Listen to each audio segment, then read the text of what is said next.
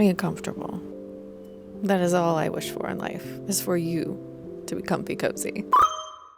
Now when I sit in this spot, like when I get here, I prepare myself for the recording to begin. Winnie assumes her position, as does, I bet you money, cheese.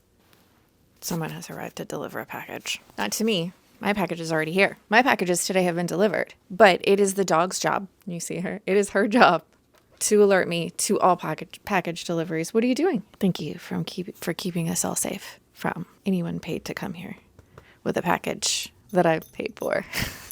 There he goes. God, we hate that man.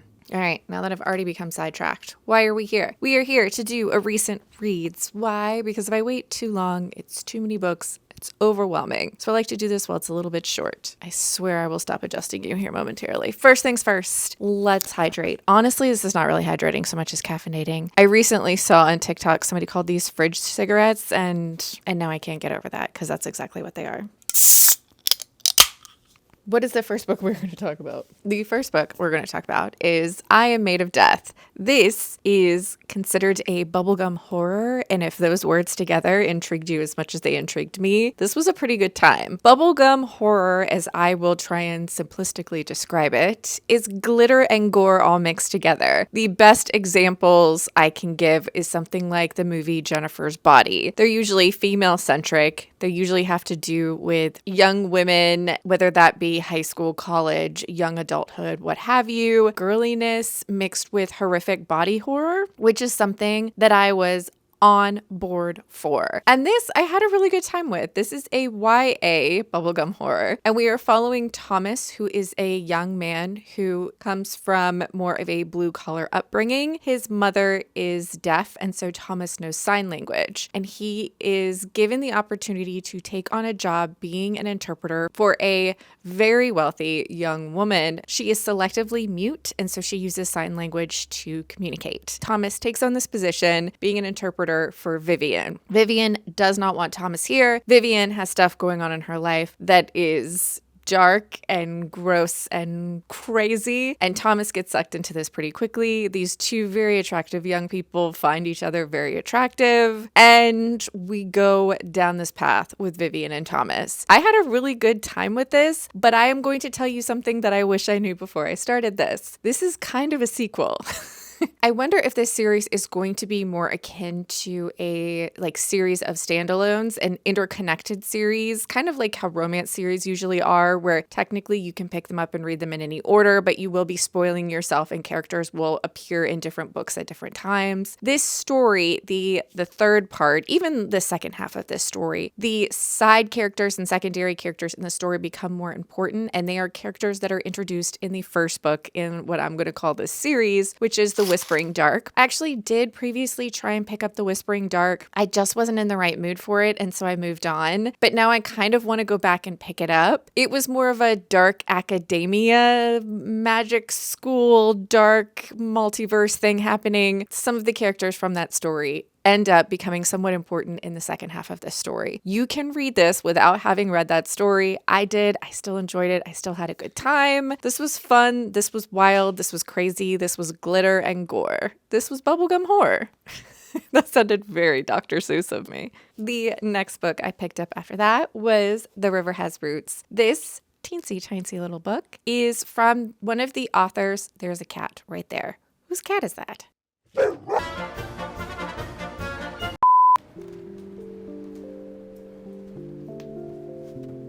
After the incident with the cat, where my good friend Winnie barked so ear-piercingly loud that I must have accidentally pushed the record button. And so after that, all of the audio was gone. Just gone. I kept talking, chit-chatting my life away. And none of it recorded. So we still don't know whose cat that is. I have never, ever seen it again. But it hasn't been that long. It's been like days. So the fact that this cat has not reappeared yet is not that big of a thing. It's safe to say it's Winnie's new arch nemesis. Anyways, let's pick up where we left off. The next book I finished up after that was The River Has Roots. This is by the same author that wrote This Is How We Lose the Time War, I believe is the name of that book, which is absolutely beautiful. It is a very short, epistolary, sci-fi love story. Beautiful, like absolutely beautiful, and was a surprise hit for me for sure. But after reading that, I decided to pick up this. This is a fantasy story that is incredibly short. Actually, within this teeny tiny book is The River Has Roots and another short story that will be in a short story collection coming out from this author sometime in the future. But this is the story of Isabel and Esther. Esther is the older sister, Isabel the younger. They are very, very close, and their family has lived on the border of the fairy world for generations, and they care for the willow trees that border this land. Well, Esther has unfortunately caught the eye of a local who wants to marry her. She's not interested. She's let him know he's not interested, but this causes some drama for Esther and her family as a whole, because Esther is in love with a fae. This was lyrical and beautiful. It felt like a fairy tale you've read before, yet nothing about this story was regurgitated or retelling. It just had that charm, that like classic fairy tale feel. Incredibly fast, incredibly beautiful. I will be definitely picking up the collection of short stories from this author. The short story in the back of this, what is your name? John Halloback and the Witch. I really enjoyed that too. It's a story of a man who shows up at a witch's house and he's got a hole in the middle of his back, and that's all you need to know. It had twists, it had turns. I loved it. I enjoyed it. This book itself has absolutely breathtaking illustrations. This author is really good at their job. If you're looking for something short fantasy that feels like a fairy tale, this was definitely a good one to pick up. The next book I picked up after that was But Not Too Bold. This is another short one, another fast one, but unfortunately this one wasn't much of a hit for me. The reason I picked this one up is because it said it was Mexican Gothic meets The Shape of Water. Yes, The Shape of Water meets Mexican Gothic and the sapphic monster romance novella wrapped in Gothic fantasy trappings. Yes, that sentence was all yeses for me. But unfortunately, aside from the atmosphere of this, I didn't really enjoy it. We have our main character who has grown up in this manor that the main resident, the person who the manor belongs to, is a giant lady spider monster who eats people. But this staff of people live in this house and keep up the house, make sure that the spider lady's life is fantastic. The house itself was my favorite part. It's very Gothic, but instead of being painted in grays and blacks, it's painted in more vibrant colors. This is like a Gothic story happening in a hacienda. It's got terracotta tiles and tarantulas crawling on everything. The problems I really had with this was I didn't understand the connection between our main character and the spider monster. She's been raised in this house. She has been raised to take over the job as the head, the head key keeper or something like that.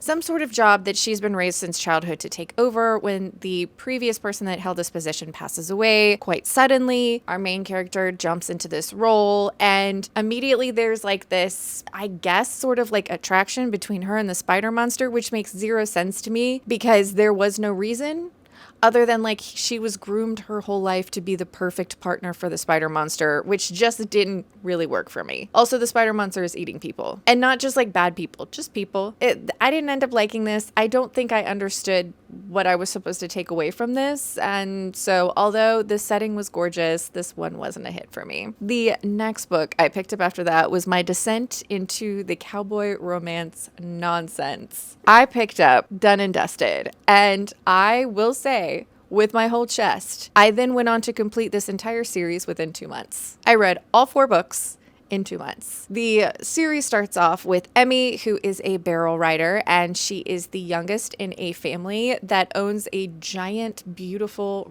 ranch out in Wyoming. After a tragic event, which you find out that the tragic event is the catalyst for this. But Emmy basically packs up all of her stuff, quits her job, breaks up with her boyfriend on a Post-it note, hops in the car, and drives all the way home. She doesn't let her family know she's coming, and so she ends up crashing at her best friend's house. They then get all dressed up and head out to the one dive bar in town where she encounters Luke, who is her older brother, Emmy's older brother's best friend. And these two, even though they've known each other since childhood, don't really even have like a brother-sister a relationship. They've just kind of like orbited each other without any real consequence, I guess. But now that they're adults, they're seeing each other with brand new adult eyes. There is an instant connection, but they have to keep it secret because Luke is Emmy's older brother's best friend, and that's got a lot of prickliness around it. This is sweet and sunshine. It's horses and cowboys. I absolutely had a fantastic time with this entire series, and I really enjoyed watching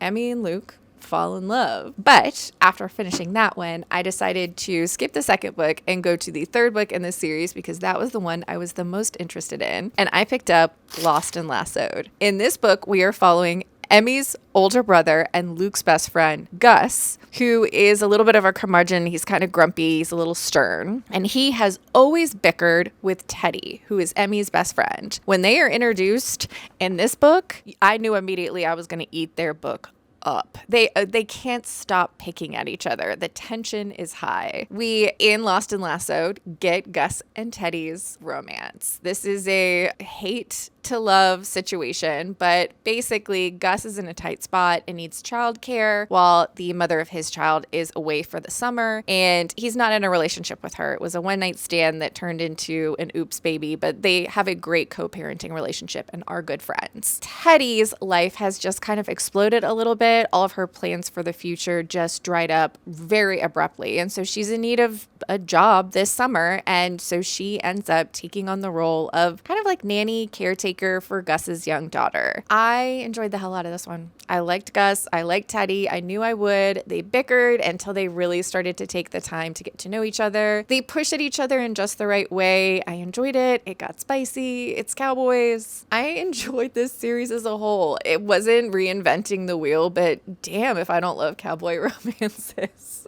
And the last book we're going to talk about was Freakslaw. This was 1000% a cover buy, but also I read like the tiniest bit of the blurb and was like, all right, yeah, that sounds like something I'm interested in. Let me read it to you. In the summer of 97, the repressed Scottish town of Pitlaw is itching for change. Enter the Freakslaw, a traveling carnival of deviant queers and architects of mayhem. Like, yeah, I want to read about that. Unfortunately, this book was just okay. There was some parts of this that I really, really enjoyed. This is a debut novel, and it felt like the growing pains of a debut novel. There was just too many characters, too many things going on, and it was really just like a glut of stuff thrown at your face. But if I had to describe the atmosphere of this book, it would be like grime bathed in neon lights, like cotton candy and dirty floors. This was very just like grimy, but also like neon pink. Is the best way I could describe it. The atmosphere of everything taking place at this carnival, the people that are the members of the carnival are all from walks of life where they were deemed outcasts, and they have found their family, their truth, their acceptance in the carnival. But we have so many different characters going on within the carnival. We focus on a few, one being Nancy, who is 1000% Nancy from the Craft Coded, but Nancy is kind of a witch and she's into sex magic. I mean, the girl humps a Barbie doll at one point. This is just, my battery is gonna die. Oh my gosh, this video is a mess. We're gonna get through this.